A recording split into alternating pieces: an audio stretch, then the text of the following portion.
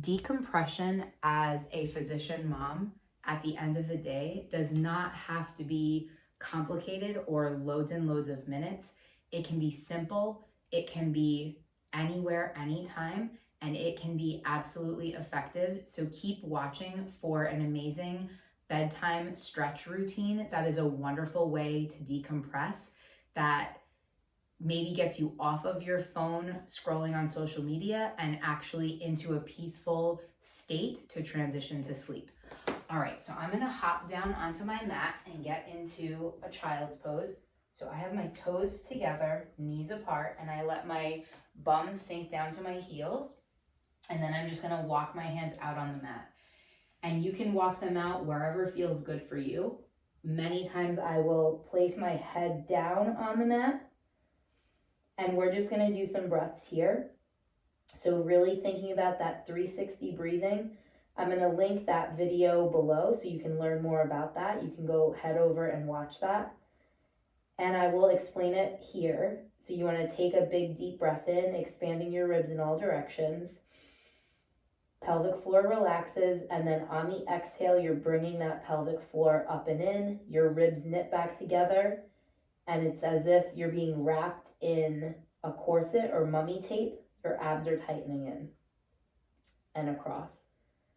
So we'll do a few more breaths like that. And I definitely want you to stay and watch till the end of the video, because I'm gonna show you a great transition to sleep at the end of this that has been really effective for me as a physician mom.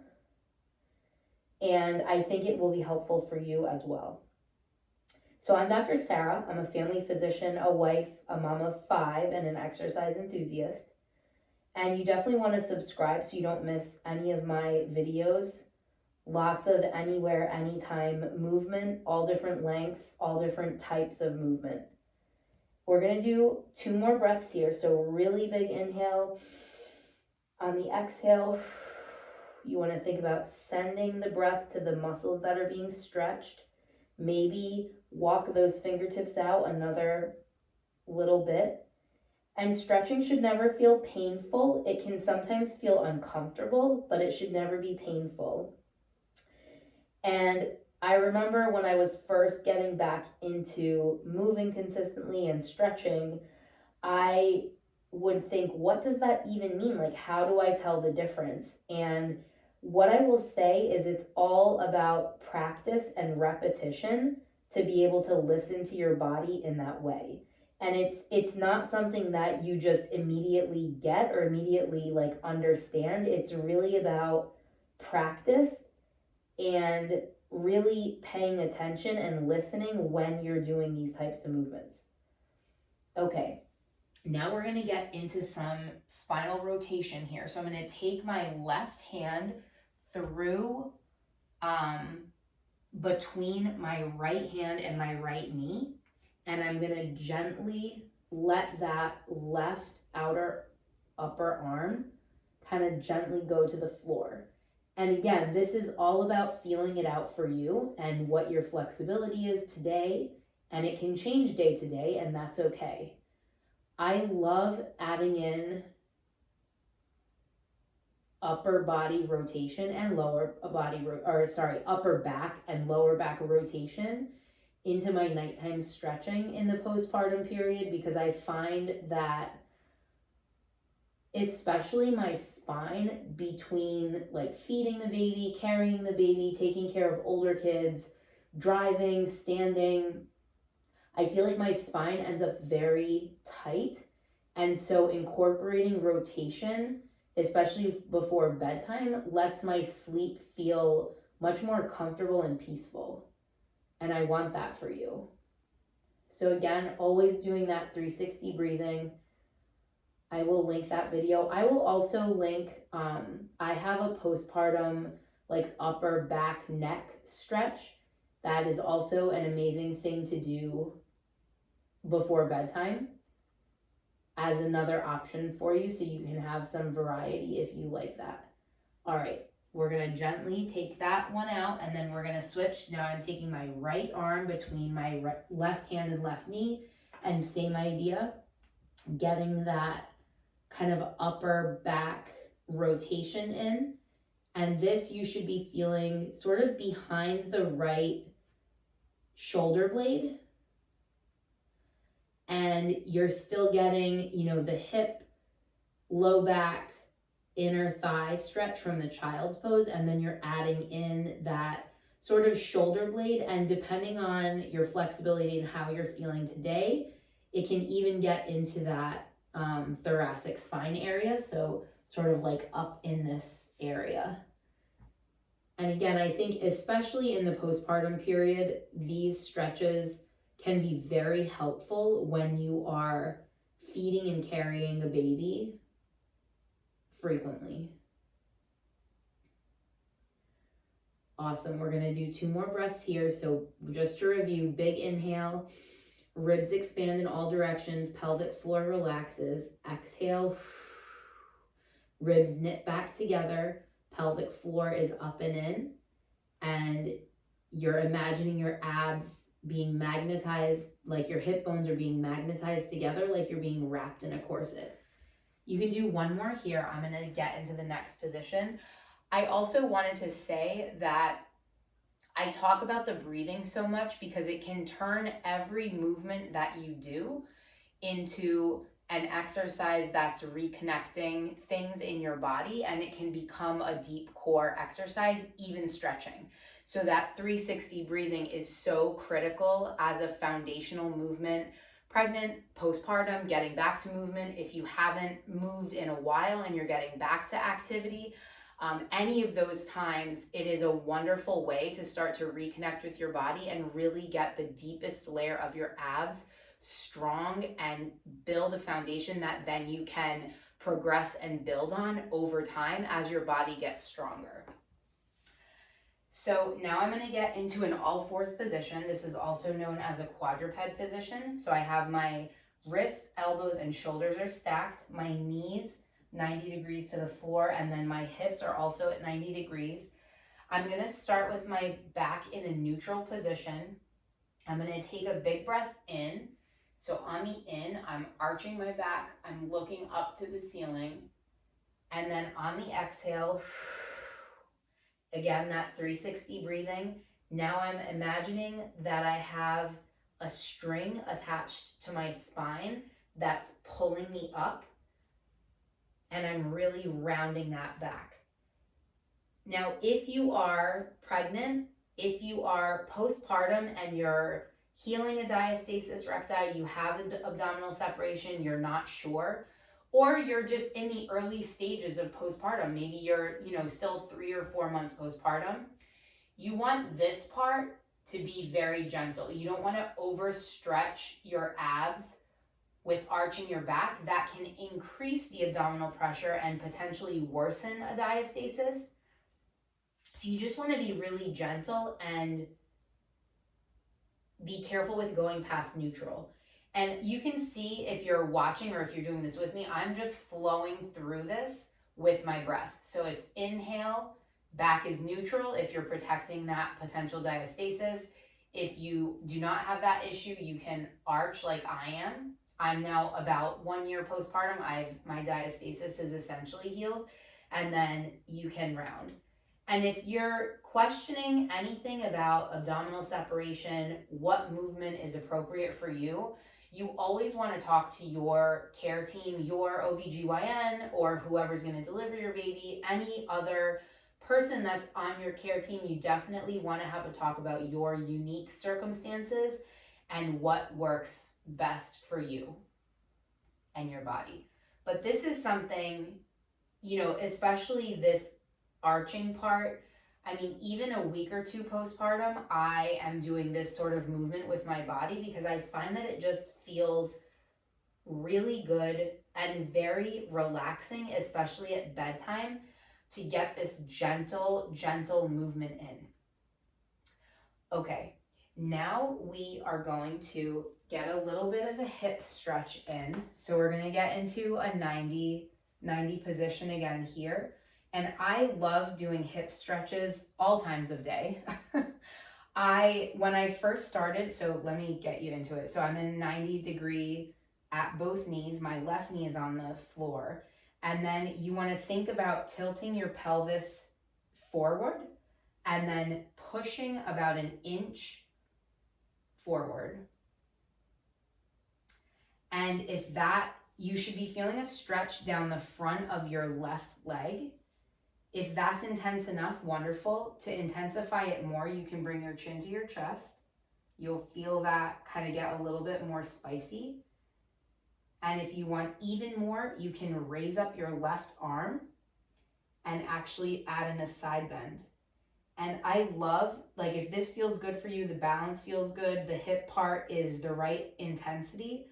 I love doing stretches like this at bedtime, especially because it gets multiple body, I'm getting a stretch down the side of my body, my arm, my shoulder, down into my waistband area, almost even into the low back, plus that hip. It's a wonderful way to get things done efficiently. Okay, now I'm gonna come out of that and I'm switching sides here. So I have my right knee down. So I'm gonna do the same process. I'm thinking about tilting that pelvis towards the wall in front of me, and that may be enough. If you want, you can intensify by, again, just rocking an inch forward. You can bring your chin to your chest, all these different levels.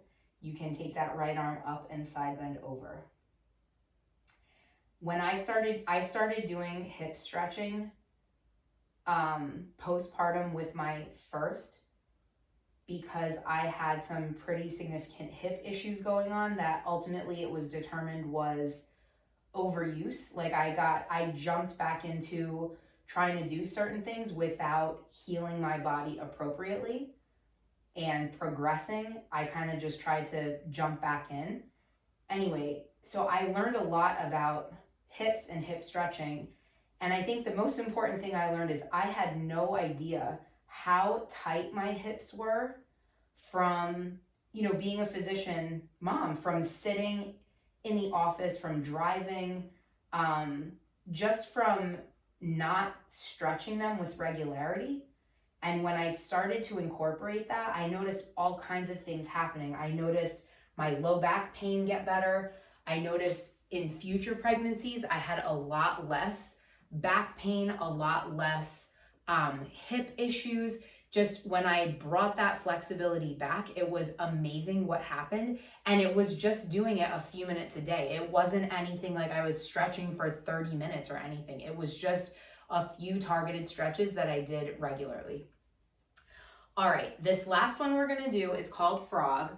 And this is one of my favorite stretches now, but I will be honest, I did not like it in the beginning, but I kept showing up, I kept trying, because I knew that this was one, by the way that it felt, I needed to work on to help with my hip flexibility. And I think it has made a significant difference in terms of the hip stretching that I do. Plus, it's just a nice way to have sort of like a still moment in that bedtime time frame. So we're gonna get into it, and then I'm gonna explain how I often will transition into sort of like a sleep kind of calm situation. So I have taken my feet out. You can see they're flexed and pointing out. I have my knees as far apart as is comfortable for me on the mat. And then I'm just gonna go down to my elbows. Hopefully you can see, I think you can. So then I'm gonna go down to my elbows here. And it takes a little bit of time to settle into this. This is one of those stretches that edges on that line of discomfort. And again, if anything is painful, you wanna stop. And I'll show a modification in a minute for this if this positioning is just not it for you today. But if you're in that zone of like, it doesn't hurt, but it's uncomfortable, just sit with it and see how it feels over a minute or two while we wrap this up. Take some nice deep breaths. That deep breathing is really the key to unlocking muscle length and flexibility over time. And you'll notice the longer you hold it, your body will start to almost sink into the stretch. And I actually did this stretch with my clients, my physician mom clients, and one of them said, like, I've never been able to sit on the floor cross-legged and play with my daughters. It was just way too uncomfortable. But now I can sit like that and my hips don't feel tight. It feels much more natural. Because similar to me, she had that hip tightness that she really had no idea how tight they were. So if this is feeling good, you can stay here. I'm going to show a modification. And then what I will often do at the end of a stretching session, and sometimes even throughout, I'll add in a little bit of a meditation and do a mantra. So the alternative to the one that I was just doing is to get into a butterfly position where you bring your heels in towards your body, whatever is comfortable, and you have your feet and you're trying to open them like a book. And you just kind of let gravity pull your knees down and open those feet up. And this is something that, when again, like stretching is a journey, just like anything else. When I first started stretching with regularity, I was like up here. This is how tight my hips were. And now with time, with practice, even without using that, extra little bit of pressure from my elbows, my hips just sort of open up. And it's comfortable, which is something that I never thought was possible. So if you are somebody that's like, oh my gosh, flexibility is not my thing, this just doesn't, I will never get there, you will. It's all about little bits consistently over time. They add up, even a minute, even 2 minutes, it all counts, it all adds up. And over time, you will see progress. Celebrate those wins. So I'm just gonna close my eyes while we do this, whether you're in the original position, the frog, or you're doing this butterfly one. And I'm just gonna do a really short, quick mantra just to kind of help center. So it's gonna be a big breath in. And on that in, you're saying, I embrace change. And on the exhale, with peace and calm. Big inhale, I embrace change. On the exhale, with peace and calm. And you can whisper that, you can think it in your mind. I love this mantra because I think, especially as a postpartum person, change is happening literally every day. Newborn life, toddler life, all those early things are very unpredictable. I think the unpredictability is always, but especially in that new time period. And finding peace and finding calm in those unpredictable moments can make them so much more enjoyable. Inhale, I embrace change. Exhale, with peace and calm.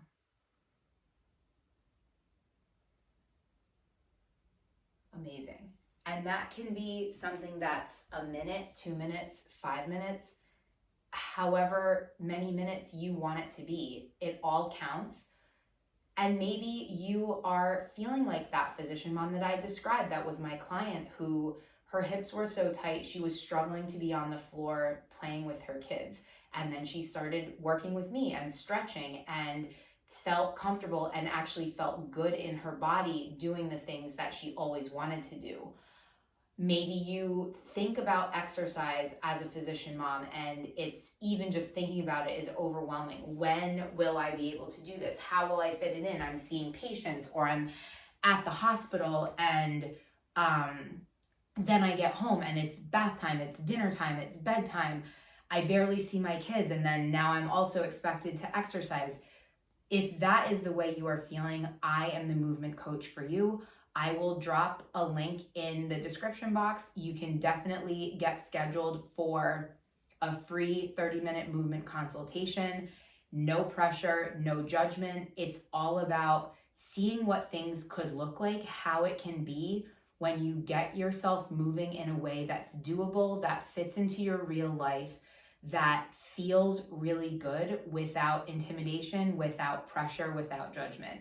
So definitely click on that link, get scheduled for that movement consult, and subscribe for more videos, because in a few minutes a day, it is possible for you to feel better in your body, both mentally and physically, for you to have the strength and the energy and the confidence to play with your kids in the way that you want to, and to achieve all the things that you want for yourself as well. It's all possible, and moving just a couple minutes a day can get you there.